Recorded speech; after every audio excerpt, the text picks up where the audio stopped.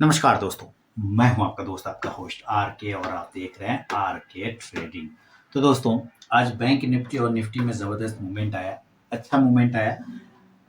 यानी कि उन 20 तारीख को है ना। अब कल 21 तारीख के लिए देखेंगे कहाँ पे मूवमेंट बन रहा है और नहीं बन रहा है और क्या करना चाहिए। आज जैसा उम्मीद था आना चाहिए था मूवमेंट, वो आ गया, वो मिल गया मुझे। और लेकिन लास्ट टाइम में आप लोग निराश हुए होंगे। जो लास्ट टाइम में आपको ये रिकवरी, ये जो ये मिला, उसके बाद ये वाला एरिया जो है, ये काफ़ी डिसअपॉइंटेड जिसको बोलते हैं उसने किया। क्यों? क्योंकि इसने आपको पैसा बना के नहीं दिया। यहाँ पर लोगों के पैसे माइनस हो गए होंगे। क्यों? क्योंकि यहाँ पे प्रीमियम खा गया। मूवमेंट आपको नीचे से मिला, यानी एक बॉटम लगाने के बाद। मैंने अपने टेलीग्राम चैनल पे भी कॉल ऑप्शन दिया था, मोबाइल ऐप पे भी दिया था और साथ ही व्हाट्सएप चैनल पे भी। सारे टारगेट उसके आगे गर्दा मूवमेंट हो गया था। खैर चलिए, अब क्या बैंक निफ्टी और निफ्टी कल भी यानी 21 तारीख को मूवमेंट करेगा। तो देखिए, एक चीज़ याद रखिए कि आज है 20 जनवरी और ट्रम्प साहब आज बैठेंगे, ठीक है, कुर्सी पे। शपथ ग्रहण समारोह भारतीय समय अनुसार रात के 10:30 बजे, ठीक है, वहाँ शपथ ग्रहण समारोह है, जब वहाँ दिन के 12 बज रहे होंगे अमेरिका में। अब देखिए ये जो है, और मार्केट भी उसका बंद है, तो रिएक्शन नहीं मिलेगा हमें, ठीक है। लेकिन हमारे यहाँ उसका रिएक्शन कल फिर मिलेगा। वो इसलिए क्योंकि जब ट्रम्प कुर्सी पे बैठेंगे ना, तो एक भाषण देना होता है ना। उसके बाद क्या कहते हैं, वो ओपनिंग समझिए, बैटिंग कैसा करेगा, वो एक मोटा मोटी खांचा बताता है कि हम ये विचार सोच रहे हैं। उसमें हमें हमारे लिए पॉजिटिव और निगेटिव चीज़ों को ढूंढना पड़ेगा। अगर वो चाइना को तरजीह दे देंगे तो हमारे लिए निगेटिव हो जाएगा। अगर वो इंडिया को तरजीह यानी प्रेफरेंस देगा तो हमारे लिए पॉजिटिव हो जाएगा। और साथ ही अगर रेट वूट कुछ भी अपना पॉलिसी के बारे में अच्छा बात बताए तो समझिए मार्केट कल हमारा पॉजिटिव खुलेगा, ऊपर भी भागेगा। अदरवाइज वापस से नीचे की तरफ में एक जो भी अप मिला है, और जो क्लोजिंग चाहिए था मुझे 23,350 के ऊपर, वो नहीं मिल पाया। 23,300 पर जाके रुक गया, 337 पर, है ना। क्लोजिंग बेसिस पे 344 है और सेटलमेंट होके जो है हाई, हालांकि 391 गए हम लोग, लेकिन हमें चाहिए था 350 के ऊपर की क्लोजिंग, 23,350, ठीक है, लेकिन नहीं दे पाया। हाँ, उसके पास में है, ये भी नहीं कहेंगे कि नहीं है। तो क्या हमें कल पॉजिटिव मूवमेंट लगता है कि नहीं? अगर लगता है तो कहाँ पे बनाना है? तो देखिए, आप आज का लो देखिए, जो लो लगाया वो 23,170 के आसपास में है और क्लोजिंग कर रहे हैं 23,340 पर। तो 7 दूनी 34, 170 पॉइंट हम पॉजिटिव गए, यानी नीचे से अच्छा रिकवरी दिखा है। आपने ये भी छोड़ दीजिए आज का, तो आपको फ्राइडे के भी सेशन में आपने देखा होगा कि नीचे से हम एक अच्छा रिकवरी दिखाए, नीचे से बहुत अच्छा रिकवरी दिखाए थे 100-150 पॉइंट का। तो एक चीज़ तो हमें पता है कि हमें नीचे से रिकवरी मिल रहा है। 23,000 के नीचे जब तक क्लोज ना हो जाए, ध्यान से सुनिए, 23,000 के बिलो जब तक इसके नीचे क्लोजिंग नहीं हो जाए, हम खराब नहीं होंगे। फिलहाल इस एरिया के पास में बाउंस आ जाएगा। क्लोजिंग हमें ऊपर की तरफ में 23,391 का आज का हाई लगा है। हमें कम से कम 23,350 के ऊपर 1-2 दिन सस्टेनेबल क्लोजिंग चाहिए और 23,500 के ऊपर जाने पर ही समझेंगे कि खतरा टल गया, अदरवाइज कुछ नहीं। अगर आप भी फ्री ऑफ कॉस्ट में लाइव मार्केट में कॉल पाना चाहते हैं तो आप मेरे मोबाइल ऐप और साथ ही मेरे टेलीग्राम चैनल और व्हाट्सएप चैनल को ज्वाइन कर सकते हैं। 87099696, ठीक है, 8709652195। इस पर हाय हेलो कुछ भी व्हाट्सएप मैसेज भेजेंगे तो आपको बाय डिफॉल्ट लिंक मिल जाएगा। तो अभी का फिलहाल हमें डेट ठीक ठाक लग रहा है, पॉजिटिव ही लग रहा है, ज़्यादा खराब नहीं है, क्योंकि ये रिकवरी अच्छा हुआ है।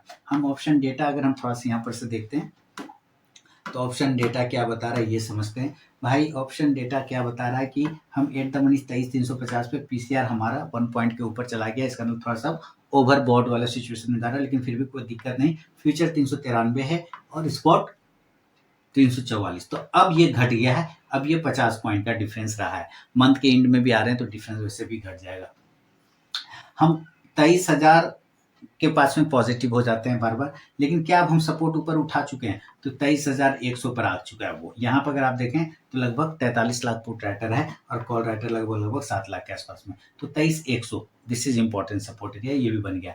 और 23,150 ये दो एरिया पर पहला सपोर्ट मिलेगा और 23,000 पर फाइनल सपोर्ट मिलेगा।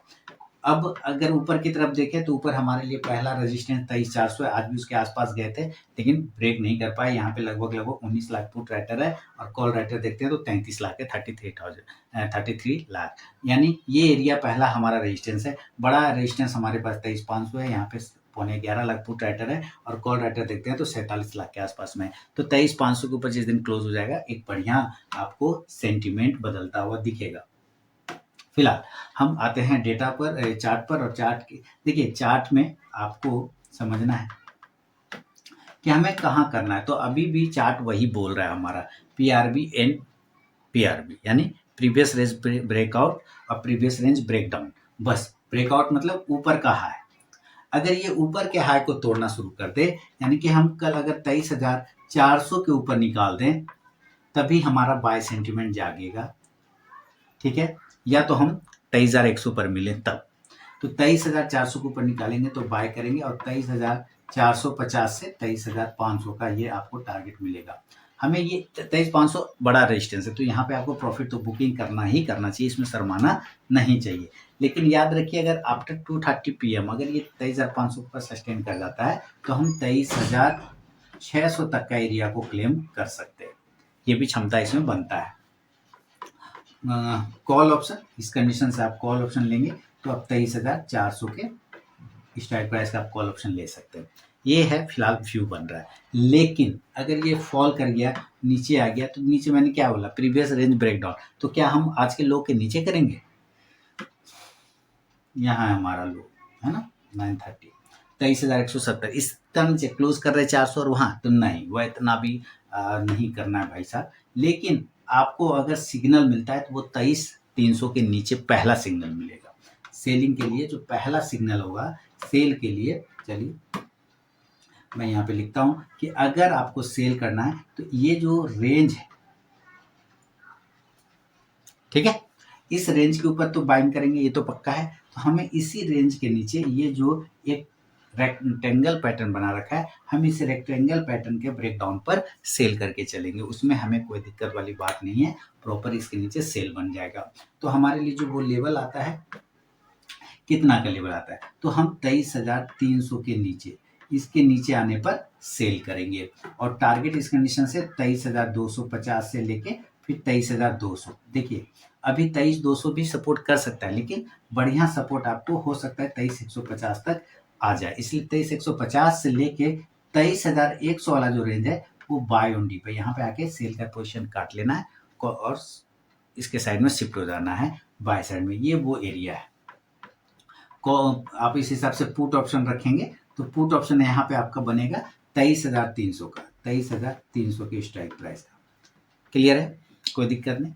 अब ये तो हमारा हो गया ओके निफ्टी का। लेकिन क्या अगर ये गैप अप और गैप डाउन खुल जाए, तो देखिए अगर ये गैप अप भी खुल जाता है, मान लीजिए कि अगर ये गैप अप खुल गया तो कम से कम 500 के आसपास खुले ना ये एरिया पे, तब थोड़ा सा मामला जमता है।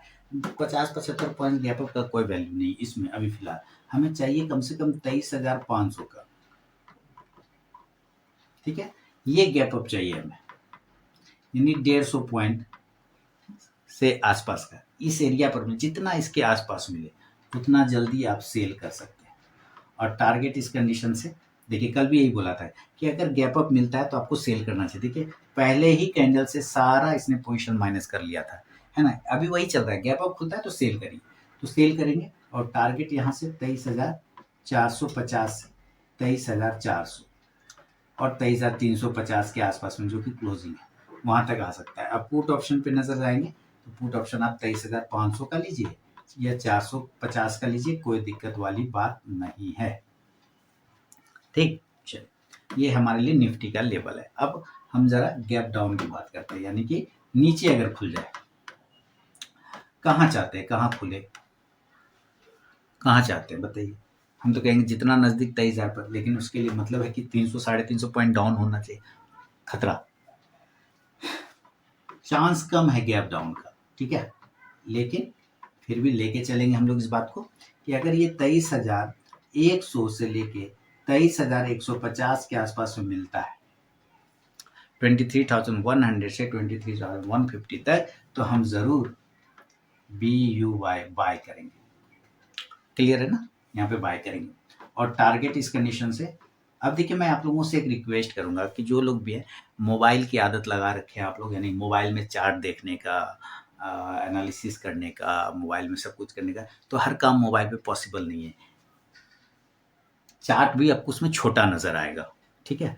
आपका जो चार्ट आप देखते हैं मोबाइल में वो बहुत छोटे-छोटे नज़र आएँगे और बहुत सारा चीज़ मिस हो जाएगा। मैं भी जो कुछ दिखा रहा हूँ, बता रहा हूँ, हो सकता है वो भी पूरा आपके मोबाइल पे माने आएगा ज़रूर पर शो नहीं होगा। क्यों नहीं शो होगा? क्योंकि भाई उसका स्क्रीन छोटा है तो छोटा-छोटा ही तो आएगा। अब उसमें आप उसमें हम ही को बोलिएगा कि तुम चार्ट को बड़ा करो। भाई साहब, मैं तो अपना ही स्क्रीन जो बड़ा है उसी के हिसाब से कहूँगा। आपने मोबाइल पे आदत लगा रखा है कि भाई आप लोग मोबाइल पे ही हम हर काम चाहते हैं। सिनेमा देख लें, उसका मज़ा हॉल का मज़ा भी मोबाइल पे ले लें, ठीक है? वीडियो गेम का भी मज़ा मोबाइल पे ले लें, टीवी का मज़ा भी मोबाइल पे ले लें, रेडियो का भी मज़ा मोबाइल। भाई साहब मोबाइल है, मोबाइल रहने दीजिए उसको, ठीक है? तो सेकंड हैंड ही पीसी हो, लेकिन पीसी पे देखेंगे ना तो उसको ज़्यादा बेहतर होगा। वो आपको बाद में पता चल जाएगा क्यों मैं ऐसा बोलता रहता हूँ हर बार कि एक सेकंड हैंड ही पीसी रखिए पर चार्ट को पीसी पे देखिए। 23,000 बाय करेंगे तो टारगेट 23,200 से लेके 23,300 तक के एरिया को ये कवर कर सकता है। कॉल ऑप्शन की तरफ नजर रखेंगे तो 23,200 की स्ट्राइक प्राइस का आप ले सकते हैं। एक तो लोगों को पता नहीं ये हो गया ना निफ्टी में, अभी बैंक निफ्टी की तरफ बढ़ेंगे, लेकिन उसके पहले कुछ बात। एक तो लोगों को पता नहीं ये कहाँ से कन्फ्यूजन है कि भाई ट्रेडिंग करने बैठो तो बड़े-बड़े सेटअप चाहिए, बड़े-बड़े स्क्रीन चाहिए। ऐसा कोई किताब में लिखा है क्या? वो सब फैंसी सब देख-देख के आप खाली यूट्यूब चैनल के इतना-इतना सेटअप लगा रखा है। भाई, वो लोग का बहुत धंधा है उसमें। आप सिर्फ़ वो सोचते हैं हमने जो अपना ट्रेडिंग किया था सेकंड हैंड पीसी से स्टार्ट किया था, ठीक है? आज भले 3-4 पीसी हो गए, सिस्टम हो गया, ये हो गया, अलग बात है। लेकिन हमारा काम तो उसी अभी भी एक पीसी पे होता है। बात समझ रहे हैं कि नहीं? लेकिन लोगों के दिमाग में घुस जाता है कि भाई हम अब आप कहिएगा तो आपने 3-4 क्यों रखा? भाई बैकअप, एक खराब हो जाएगा तो उसको बनवाने ले जाऊँगा पहले कि पहले ट्रेड करूँगा, ये बताइए? तो बैकअप भी होता है, बहुत सामान होता है। हर दिन वीडियो रिकॉर्ड होता है, उसका भी बैकअप रखना पड़ता है, ठीक है? क्लासेस होती है, उसके लिए एक अलग सिस्टम होता है। हर चीज़ को हर एक पे लाद देंगे तो कैसे होगा? इसीलिए चीज़ होती है और ट्रेडिंग के लिए तो सिंपल सा भी एक ही सिस्टम में काम हो जाएगा। अब हम लोग बैंक निफ्टी की तरफ आते हैं, ठीक? अब आते हैं बैंक निफ्टी। देखिए बैंक निफ्टी में क्या है? 49,334 डेली के चार्ट पहले देखें तो 49,350। ओहो, 49,500 के ऊपर निकल जाता है और क्लोज हो जाता है तो मजा आ जाता है। खैर कोई दिक्कत नहीं। अब देखिए ये वाला बाधा जो है 10 जनवरी वाला 49,483 का हाई है। यही तो गड़बड़ है। मुझे 49,500 चाहिए। आज का हाई हालांकि लगाया 49,650, लेकिन क्लोज नहीं कर पाया 500 पर। ये थोड़ा सा नहीं, इसमें प्रेशर है। निफ्टी में फिर भी ठीक है, इसमें ज़्यादा प्रेशर है। हालांकि तेज आज यही रहा तो बैंक निफ्टी, लेकिन उसका रीज़न था कोटक बैंक, ठीक है? कोटक बैंक ने इसको संभाला और एचडीएफसी बैंक, ये दो बैंक हैं जो इसको संभाल कर रखा। अगर ये दो सपोर्ट नहीं करता तो ये तेरे नाम हो जाता है, ठीक है? अब आप ये समझिए, हम इसका ऑप्शन डेटा देखते हैं। पहले ऑप्शन डेटा क्या बता रहा है? आ गए हम लोग ऑप्शन डेटा पे। यहाँ जो मेन एरिया है हमारा फ्यूचर है 49,499, यानी कि 49,500 पर ट्रेड हो रहे।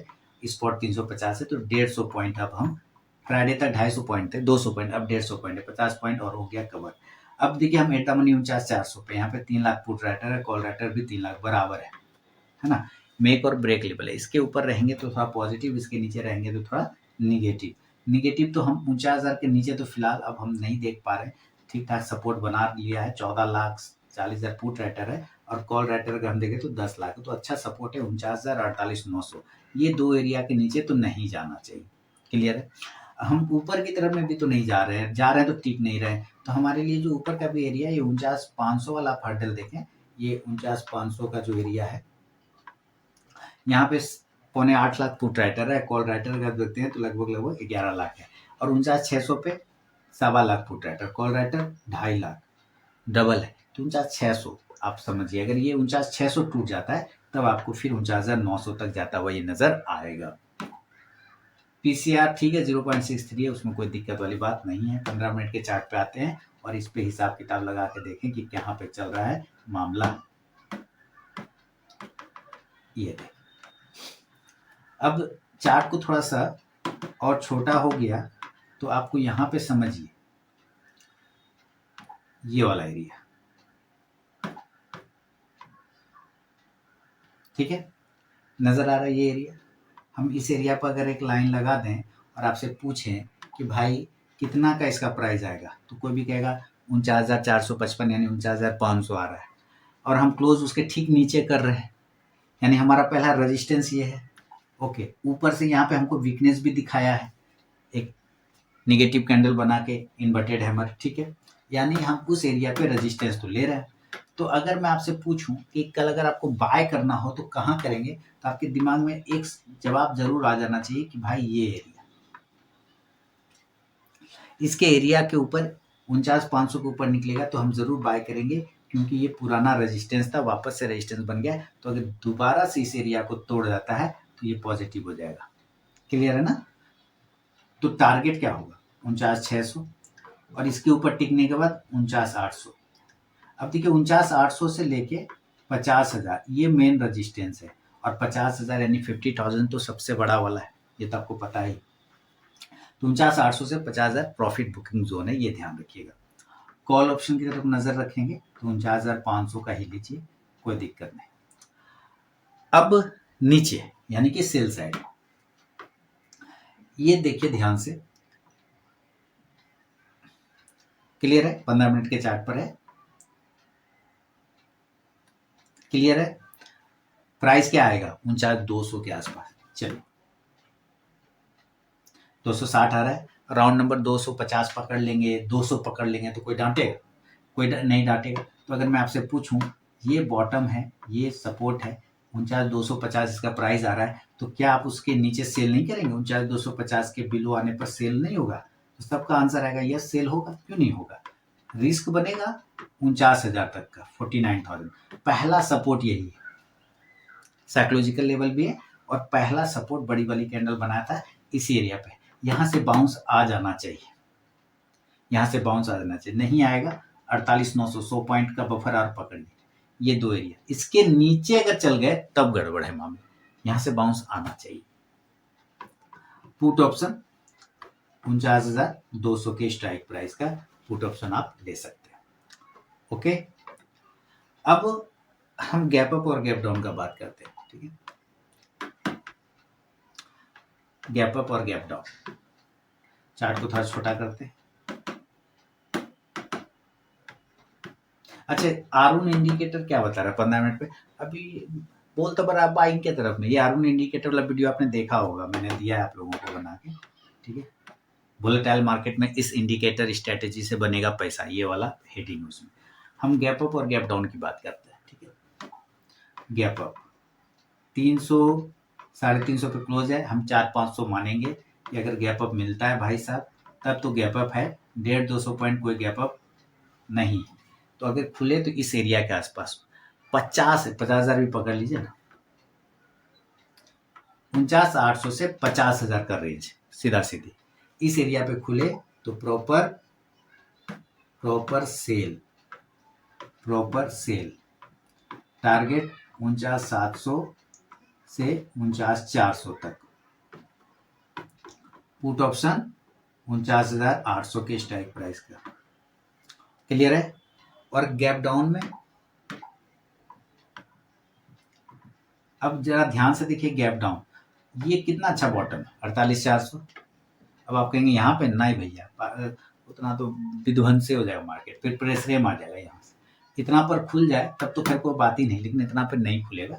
अगर ये मुझे 48,500 से 48,800 के रेंज में मिलता है गैप डाउन, इस 300 पॉइंट के रेंज में कहीं पे भी मिलेगा तो जरूर मेरा हिम्मत बाय साइड जाएगा।